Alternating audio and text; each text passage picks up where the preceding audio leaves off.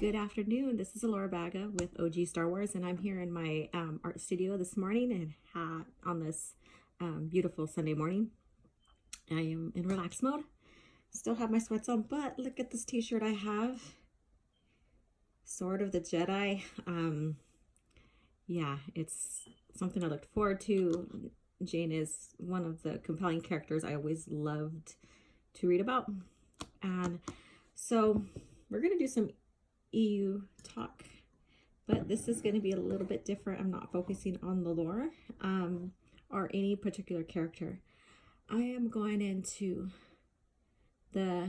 what we would call the division in Star Wars. And what I mean about that is how people use or misuse quotes of George Lucas to say that the EU, it was never canon. The EU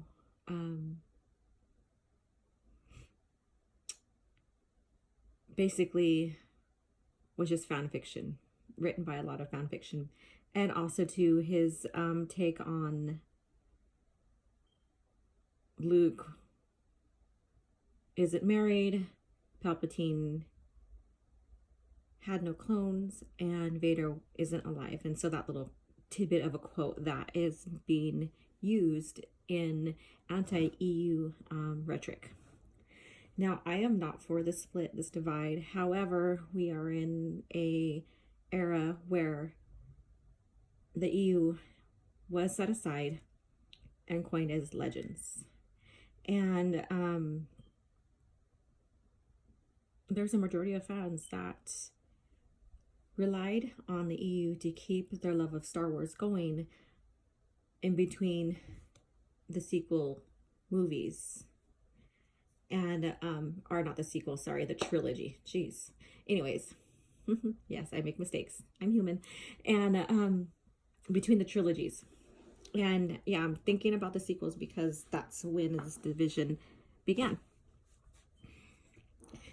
And so George had such a great, amazing franchise with lore that expanded 25 centuries. I mean, 25,000 years, maybe even more. Maybe it goes into a million. And they maintained it. They maintained a constant lore or history in a fictional base. And no other franchise can say that. So when I hear all this like anti-EU rhetoric, wasn't canon, it was all over the place, it had no continuity, whatever the person is using to as evidence to justify their dislike of the original EU, I have to think actions speak louder than words. And this is what I'm getting at. Actions speak louder than words. So if it was so misconstrued and all over the place, now where's my book? Books like this, and I'm a person who annotates and cross-references all the lore. My cat's trying to come into my studio. So once I see, oh, this part here is referencing a movie or another book, I note it down on the book. I take notes. I am just a nerd like that. And I just relish in all of this, all of the lore that cross-references and is tied in so intricately and so beautifully. It's like a lace. It's like lace. And all the time that these authors spend with Lucasfilms and the story group, and even with George, on making sure that this continuity, the lore, is maintained as a history. And that's what people don't get, is this is a actual fictional history. And again, no other franchise did that. And I shared on my Twitter from the Guinness World Records page that Star Wars broke the records on the EU with over 100 EU material tied to the movies. Now, if that doesn't speak volumes in itself, then I don't know what does. So let's get to the meat and potatoes of this. All right, so I'm going to go into that little quote that is just basically taken out of a larger context of a quote from George Lucas, you know, and we have discovered over the years, George says one thing and goes back and says another. So that's why I say actions speak louder than words, because George has changed his mind countlessly on his thoughts about Star Wars in general, his franchise at the time. And so we have to remember, actions speak louder than words. All right, so let's get to the meat of this, and then we'll add the potatoes and dish it out, okay? Luke isn't married. So George said Luke isn't married in his Star Wars. And I think this was quoted in 2005. I should have wrote this down because I don't have the source material in front of me. So if he's referencing any part of his movie making, so if he was referencing the OT, no, he's not married. Luke is not married. If he's referencing anything that he may be doing for the sequel trilogy, then Luke at the time still is not married because he's widowed. Okay, so I'm going to go play around in that scenario because at the time we don't know what he was thinking. And so let's get down to actions speak louder than words. So the breakdown, we're putting the potatoes into this dish, okay? George approved Luke's marriage arc. So that's the action. Action speaks louder than words. If George did not want anything in the lore, in the continuity, especially with his main beloved characters, all the movie characters, then it's not put in there. So that kind of goes against his own words, and people using this as a defense on why the EU is irrelevant.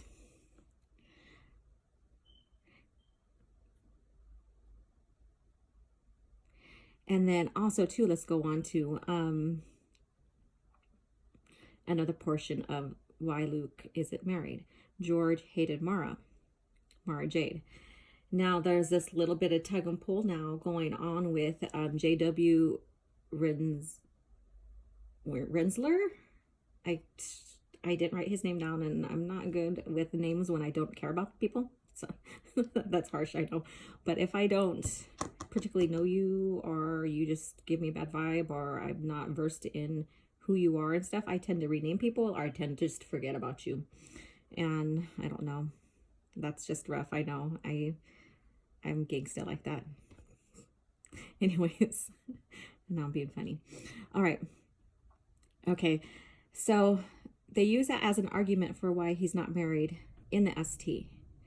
But the thing is, this is the ST, the sequel trilogy is not George's story. Even if he is consulting on set, it's not his story. He's telling him, yes, that looks good. However, it's not his story. It's not his word. It's not his written and verbal version. So that is irrelevant. And basically, George hating, or supposedly hating Mara, is irrelevant because he approved her. And so we're going to get there on that. So he did approve her. He approved her story arc.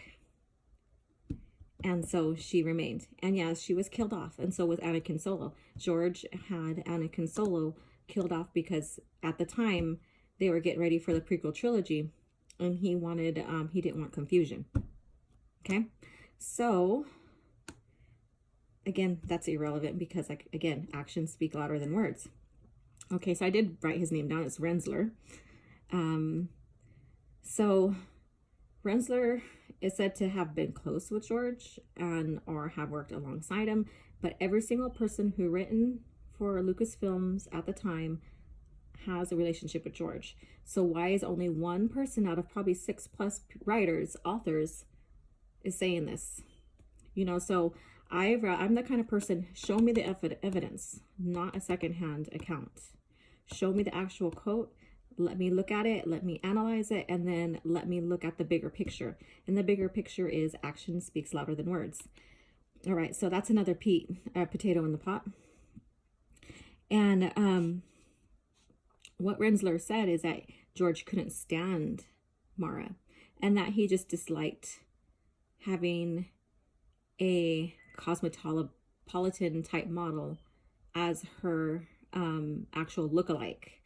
And I am friends with the actual model, Mara Jade lookalike model, on Facebook, and I want to go ahead and interview her on this revelation because she was involved with Lucasfilms as well.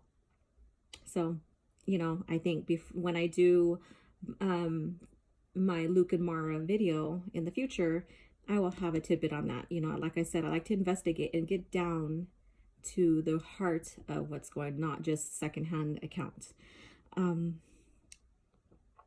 So George not liking her as a model because she looked cosmopolitan type and it wasn't Star Wars to him, well then, she's a gorgeous woman, and she provided the basic looks of Mara Jade. We know her as her in the lore. And George also approved the Star Wars fan cards, which has her image in it. So, I mean, again, actions speak louder than words. Then we look at the Star Wars lore. We have Twi'leks. You know, the human version, I'm like throwing a brain fart like it's Sunday and, you know, I don't have to study, I don't have homework, so my brain is kind of shut down a little bit. So the humanoids, there you go, version aliens, and they are very full-figured women, very beautiful type women in the galaxy. So if Mara Jade's image is not liked, then why are the Twi'leks? Why is there nothing against that? And similar model figured women in Star Wars. So that, again, doesn't make sense to me.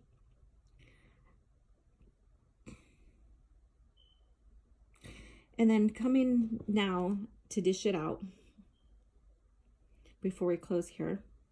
You know, I'm just doing a small version. I can go on all day and just maybe one day I'll do a live stream and maybe bring on other EU, knowledgeable EU YouTubers with me so we can get into the meat and potatoes of this more. So I'm going to add this. George Lucas. This is from George Lucas. There isn't any story to tell. It's been covered in the books and video games and comic books, which are things I think are credibly creative. So this was an interview in May on 2008. And this doesn't mean he does not like the EU or he doesn't think it's canon. He is saying to us basically that the story is being told and it's being shared and told through the help of himself and the authors that are underneath him in the franchise, in his business. All right. So this, and sometimes this quote is misused as him not saying, or him saying that Star Wars, he no longer has any say in Star Wars. It's all fan fiction, that they told their story and he told his. No, that's not true, because anything that is in Star Wars is approved by George. So if George did not want it in the EU, it wasn't added. So again, you know, actions speak louder than words. And then also George is known to say too as well that Return of the Jedi is the last story in the movies. So it's the ending for Vader. It's the happy ending for Luke and the ending for Vader with his redemption. So when it comes to the ST, and this goes more into the ST lore, ST pull and push and pull on George having a treatment for it. From what I get, George had a lot of story to tell. I mean, he basically, if he could publish all his ideas for Star Wars, I'm pretty sure there's the Wills, there's what is now coined the Skywalker saga, which to me, the Skywalkers made up Star Wars. So the whole entire Star Wars basically is a Skywalker saga. just expanded on, and other characters are being brought in, and it's a beautiful thing. So if we got a book of all his treatment for his lore, what's in his head, what he brought us and the writers to expound on, then I'm pretty sure there would be something after Return of the Jedi. And my thing with that is because Lucasfilm, or the franchise itself, was so adamant in creating a constant lore, a basic continuity of history, if George did his own ST, no matter what his treatment is, I'm pretty sure that instead of erasing a major part of the EU, which is post Return of the Jedi, they would have written in the characters. And again, like I said, Luke wouldn't be married because he'd be widowed. We wouldn't have Jason if they did it after Crucible. We wouldn't have Anakin either, but we would have Jaina, Solo Fel, and Ben Skywalker. And I have a video expanding on how that would fit in if George did his ST treatment with the wills. That's rumored that he has the wills in there, and rumored that Luke is in exile. I think he would not make Luke in exile, but Luke would be off on his own, because when we get the sense that Luke is retiring. So Luke might be still contributing on help finding Mortis, or finding a way to defeat or get rid of Abeloth. And so that's where the discovery of the wills comes into play with Luke. And then we would get the expansion of Jaina and her marriage with Fel leading up into Legacy, and also Ben Skywalker leading up into Legacy, and Nat and Cole and Cade, and how all that have developed, and even Alana. So I truly believe that George and his team would not disregard all these beautiful books that were written post Return of the Jedi, after all the hard work they put in keeping the holocron of continuity and lore. And why do that? That's such a bad business decision anyways. So now let's go back. Let's go to Palpatine. So I am not done, because I wanted to expand on that quote a little bit more, because there's a lot of meat and potatoes in the sucker. And yeah, I'm just adding some fun in this. All right. So we're going to dish it out here with Palpatine. So it was in that quote of George, he said George did not have any clones. And that is also used in defense of Disney as well. And I don't like to say Disney apologists. I hate rhetoric like that, but how other way can I explain this? And if you have another way, please share below, because I don't like to use stuff like that. But again, it's them apologizing, or them saying Disney's doing it better than George. I don't know. It's just, like I said, it's so warped. This crazy division is so just weird and ugly. And so that's why I'm here. And that's why I love the EU, because there was so much to expand on, and so much still to expand on. And so Palpatine did not have any clones. However, George is the one who approved Dark Empire, and Palpatine transferring his Force essence into cloned bodies of himself. And they use this as defense for, or a rhetoric for, the EU being terrible. And yet actions speak louder than words. George approved it. In reality, they wanted to bring back Vader. So George said, nope, we're not doing that. Vader already played his role. He was redeemed.